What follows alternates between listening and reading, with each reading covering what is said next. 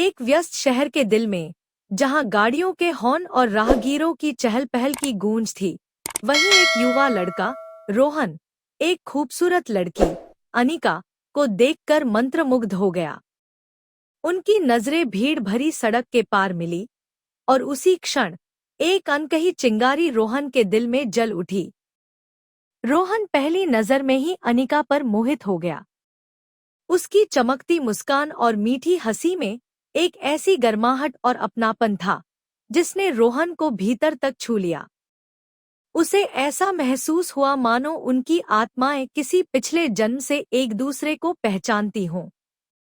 अंदर से उठती एक अनजानी खिंचाव की भावना के चलते रोहन ने अनिका से मिलने का निश्चय किया। धड़कते दिल के साथ उसने सड़क पार की और खुद को अनिका से परिचित कराया। अनिका की मुस्कान और गहरी हो गई, उसकी मोती जैसी सफेद दंत पंक्ति झलक उठी। उसकी कोमल और आत्मीय प्रतिक्रिया ने रोहन की सारी झिझक दूर कर दी। इसके बाद का 1 घंटा उन्होंने एक दूसरे को जानने में बिता दिया।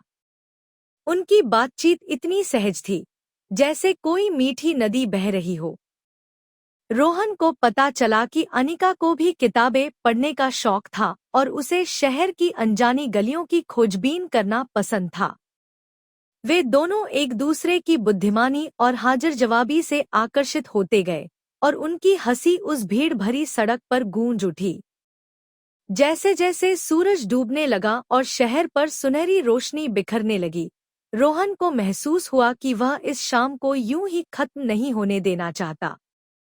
उसने अनिका को कॉफी पीने के लिए आमंत्रित किया, और उसने खुशी खुशी हामी भर दी। गर्मागर्म कॉफी के प्यालों के बीच उनकी बातचीत और गहरी होती गई। उन्होंने अपने व्यक्तित्व की कई परतें खोलीं और अपने सपनों को साझा किया। रोहन को अनिका की गहरी सोच और उसकी इस अटूट आस्था ने प्रभावित किया कि दुनिया में दयालुता की शक्ति सबसे बड़ी होती है। दूसरी ओर, अनिका को रोहन की विनम्रता और उसकी अटूट आशावादिता ने आकर्षित किया।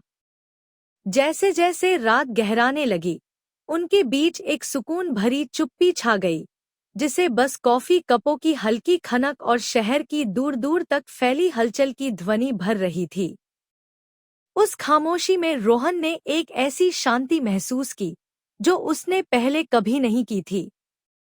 उसे पूरे यकीन के साथ एहसास हुआ कि उसने अनिका में कुछ बेहद खास पा लिया है। उनकी पहली मुलाकात एक अविस्मरणीय शाम में बदल गई, जो एक ऐसे रिश्ते की शुरुआत थी जो उनके जीवन को हमेशा के लिए बदलने वाला था। जब वे एक दूसरे से विदा हुए, तो उनके दिलों में एक सुखद एहसास था, एक संयोग जिसने जादू बिखेर दिया था।